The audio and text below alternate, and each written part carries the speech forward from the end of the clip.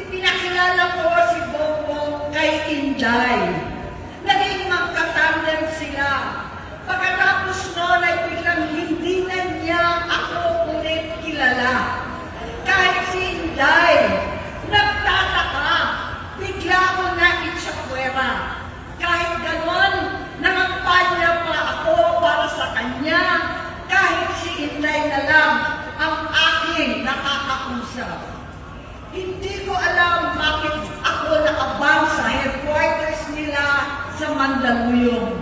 Hindi ko alam bakit walang nagre-report sa akin tungkol sa kampanya. Sa totoo lang, masakit mang aminin, nung dinidisqualify na siya, halos papaboran ko na sana dahil may nagsumbong sa akin mula sa kanyang campaign team na gumagamit na naman siya. Nung sinabihan ko, siya at mga taong nasa paligid niya, nagkaisa silang tuluyan akong alisin sa kampanya na ako naman ang bumuo. Sinabi nilang gusto ko na siya ay mag-disqualify para ako ang pumalit. Hindi totoo yun! Iniisip ko ang kalagayan ng aking kapatid at paano siya magsisilbi kung ganyan ang kalagayan niya. Pero pinaparating sa akin na hindi siya lulong at minsan na lamang tuwing nagpa-party. Hindi ko maipaliwanag bakit gusto kong maniwala at hindi mawalan ng pag-asa. Noong nanalo siya, naging pinakamalayo na kami sa isa't isa. Maliban sa opisyal na takbuhan at kapag pumupunta yung nanay namin, hindi ako sumama sa loob ng 3 taon dyan sa Malacanang. Dahil lantara na doon ang inuman, ang paggamit nila ng cocaine at mga bawal na gamot. Hindi ba nila nakikita, naririnig, kakaiba na siya magsalita, hindi na maintindihan kung ano-ano na ang sinasabi at wala na sa sarili. Nagtatago sa kabaitan niya ang pang-aabuso niya sa droga. At nagbunga na ito ng mga nakakapinsalang maling desisyon. Hinayaan niyang kumilos ang mga nakatalibot sa kanya. Yung mga umaastang presidente habang nilulong siya ng mga ito. Hindi na kami nagkausap. Sa harap ng publiko, pinipilit ko magmukha kaming maayos. Pero wala na kaming koneksyon. Hindi ko hinihiling na maunawaan ninyo ako, lahat kayo. Sa palagay ko, ang makakaunawa lamang sa akin ay ang mga pamilya may pinagdaanan sa adiksyon, sa inom, sa sugal, sa alak, sa bisyo, higit sa lahat, sa droga. Pagka hindi ko siya nakakasama, buong aking loob na ipasok sa institusyon. Ipagamot, iparihab ko na yan. Pero, tuwing maghaharap kami noon, hindi kaya ng aking kalooban na gawin yon. Tuwing magsasabi siya sa akin na magbabago na siya, hindi ko siya kayang liisin. Hindi ko kayang ipagkait sa kanya magkakataon at pagbabakasakali, umaasa ako at laging nananalangin na sana, oo nga, nagbago na siya. Hanggang dumating ang 2024 at 2025, yung bisyo niya na ang dahilan ng pagbahak ng korupsyon, kawalang direksyon, at maling-maling mga desisyon. Walang accountability, wala na ang hustisya. Hindi na niya alam ang nangyayari.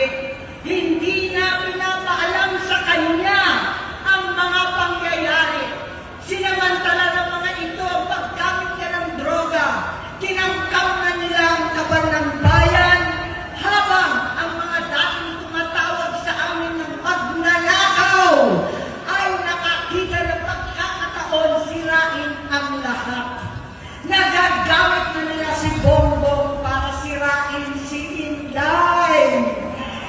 Itutulak pa nila si Bongbong at ang bayan sa bangin para umastang tagapagligtas. Mula sa pagtraidor at pagpapahamak kay BP Inday, sa confidential funds na magtutuusin ang galing naman sa opisina ng Pangulo, hanggang sa pagpadukot sa dating Pangulong Duterte para itago na lamang sa ibang bansa. Ang kabaitan ni Bongbong ay naging kalupitan. Karapanan ng pagtatakip sa kanya ng mga nasa Congress, sa Senado, mga miyembro ng kabinete. Kitang-kita na ng taong bayan, wala nang puwang ang kahihiyan. Para bang nauulit ang bangungot ng kasaysayang dinanas namin noon. 68 years old po ang tatay ko nung pinatalsik sa pwesto. 68 years old na rin si Bongbong ngayon. November 17 din, noong 2021, nung nakumbinsi ko si Inday na magbise kay Bongbong. November 18 po, bukas, ang ikatlong araw natin. Siyam na taon na nakakaraan, saktong November 18 pa talaga, na pinatiting ni Pangulong Duterte ang tatay ko sa libingan ng mga bayani.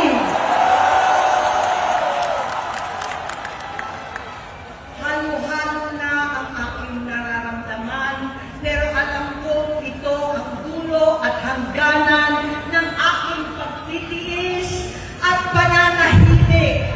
Hindi na tayo mananahimik. Dahil nalaman ko pati ang mga anak niya ay nagdodroga na.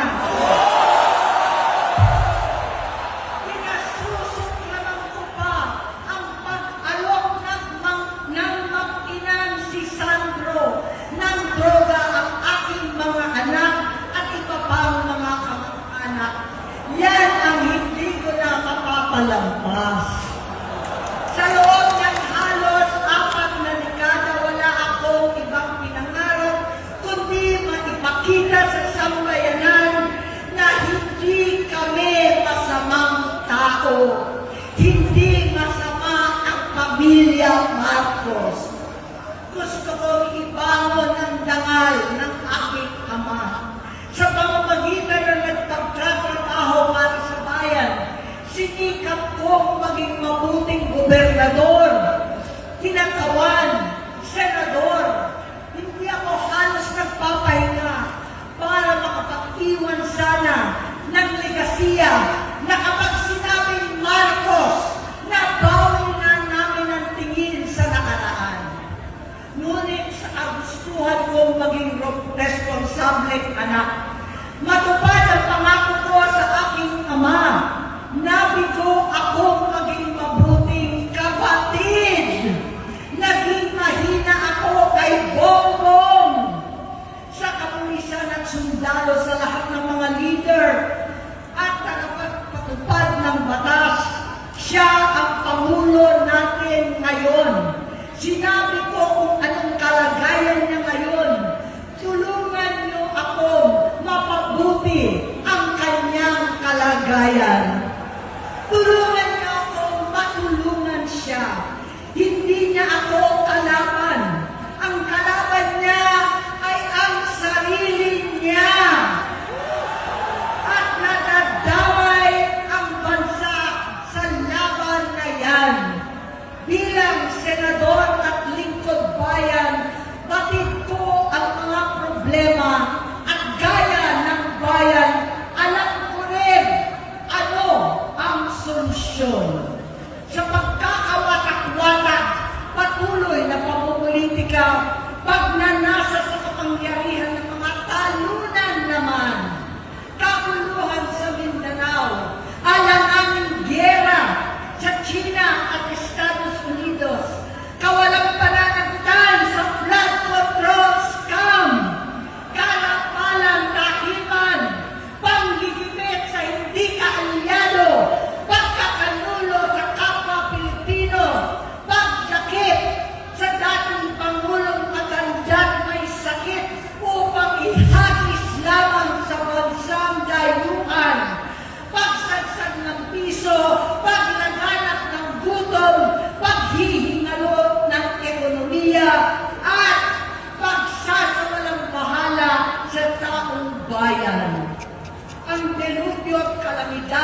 na nagdudulot ng parusa, ang korupsyon na nauwi sa kawalan ng tiwala at hustisya sa Pilipinas, sa kanyang pamahalaan, lahat ng yan ay masusolusyonan kung ikaw, aking kapatid, magsaayos ng iyong sariling kalusugan. Kapag humupa ang ingay sa politika, kapag umuwi na kami sa aming pamilya, hindi bilang senador, kundi bilang ate, bilang si Manang Aimee ni Bonget, kaya ito sasabihin sa harap ng taong bayan, sa harap ninyong lahat, at sa harap ni Bongbong.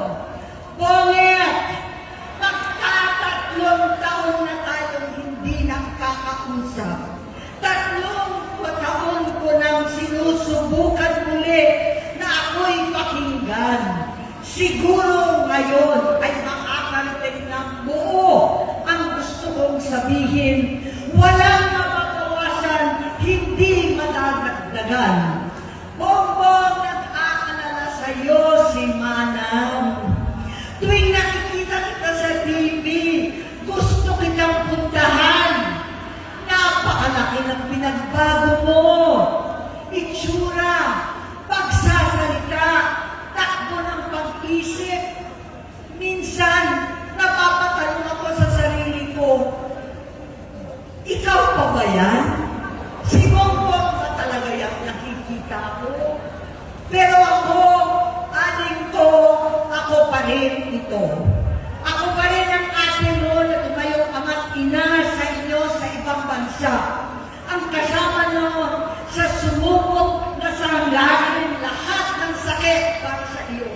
Ang kapatid mo na hindi mo kailangan hingan ng tawad dahil agad ka nang iniintindi at tatanggapin dahil mahal kita. Nasa Bagong Tipan, kay Lucas, Kapitulo 17, versikulo 3 hanggang 4. Kung magkasala ang iyong kapatid, sawayin mo siya. At kung siya'y magsisi, patawarin mo siya.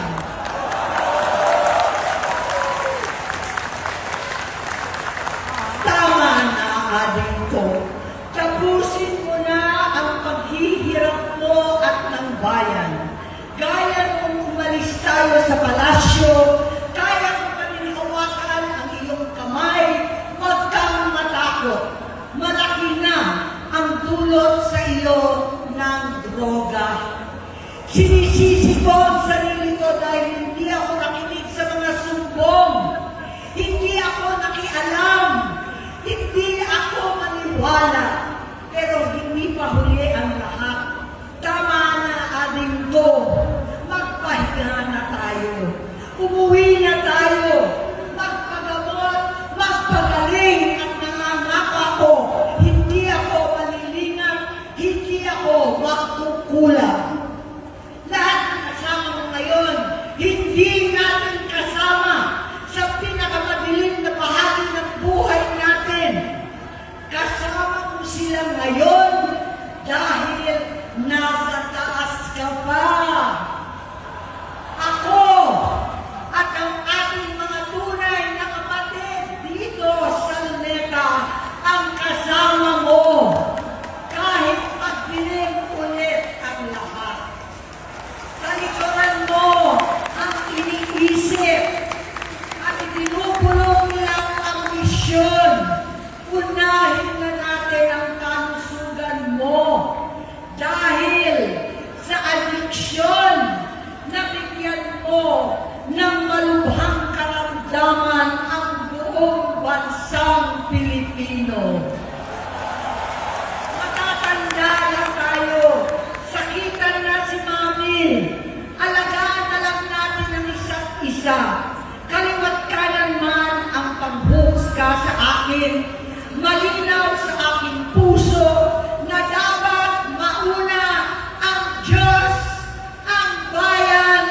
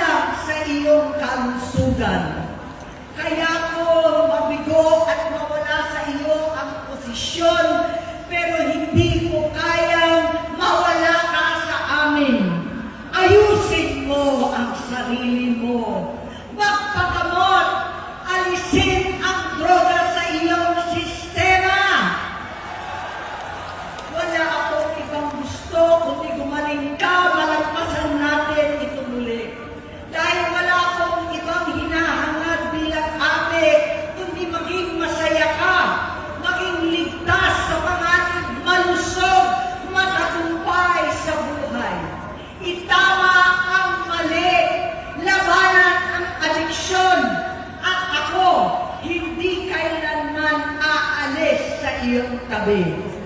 Susuporta at hindi titigil manalangin kasama ninyo dito sa Luneta at sa buong mundo. Dahil iyon naman ang tungkulin at ibig sabihin ng salitang kapatid, kapatid, mabuhay kayo.